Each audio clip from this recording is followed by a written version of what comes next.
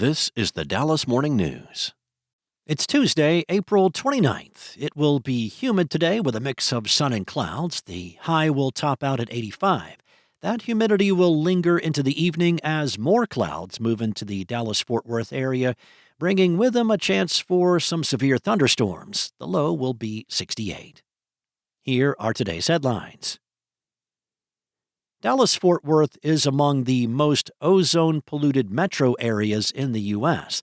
That's according to new data from the American Lung Association. The 26th Annual State of the Air report, released on Wednesday, examined ozone and particle pollution in metro areas, counties, and states across the country.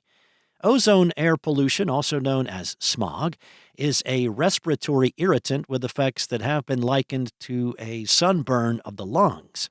Nearly half of the people living in the U.S. breathe unhealthy levels of air pollution, according to the organization. Researchers determined that 156 million people, 25 million more than last year's report, live in areas that received an F grade for either ozone or particle pollution with extreme heat and wildfires, contributing to the worsened quality for millions of people.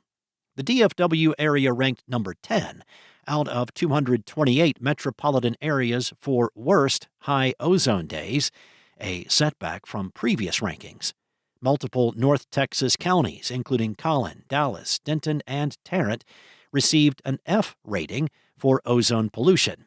Dallas and Denton were rated a B for particle pollution. Tarrant got a C, and information was not provided for Collin. Rockwall County was listed as one of the cleanest counties for ozone air pollution. Polk and Victoria counties were the only other Texas locations that made it onto the clean list. In other news, a man is in jail and facing murder charges after Dallas police connected two separate shootings by tying bullet casings, a cell phone number, and a vehicle to both scenes. 30-year-old Garrett Hudgens is facing murder charges in connection with fatal shootings on April 4th in West Oak Cliff and April 23rd near Fair Park.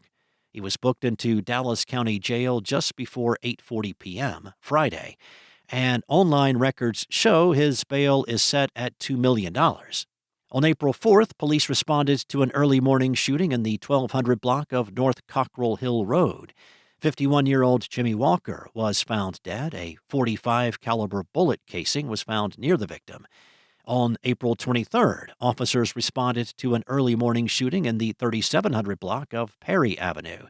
71-year-old Percy Howard died at the scene after being shot.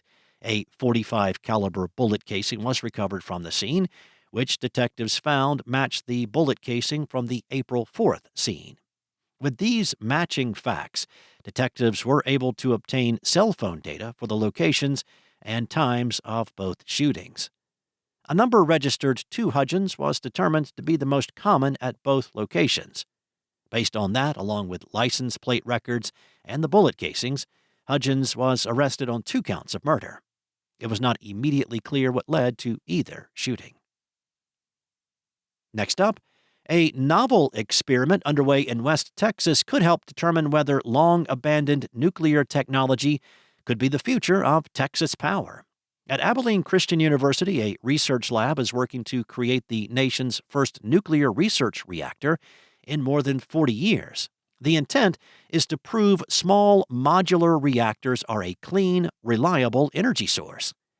Nuclear power, once panned as overpriced, overregulated, and dangerous, is in the midst of a resurgence, overcoming stigmas associated with disasters at Chernobyl, 3 Mile Island, and Fukushima.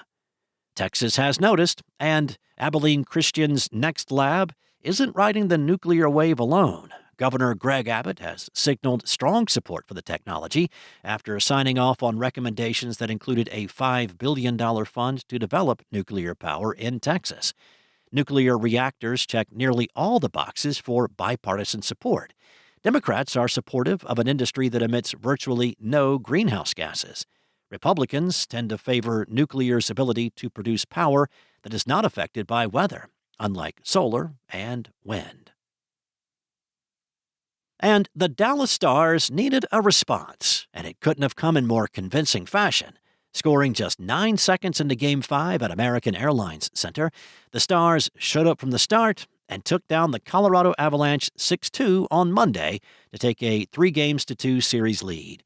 The Stars will have the chance to end the series Thursday night in Game 6 at Colorado. Thanks for listening. For more on today's stories and the latest breaking news, visit dallasnews.com. Enjoy your day, and I'll be back tomorrow with more from the Dallas Morning News.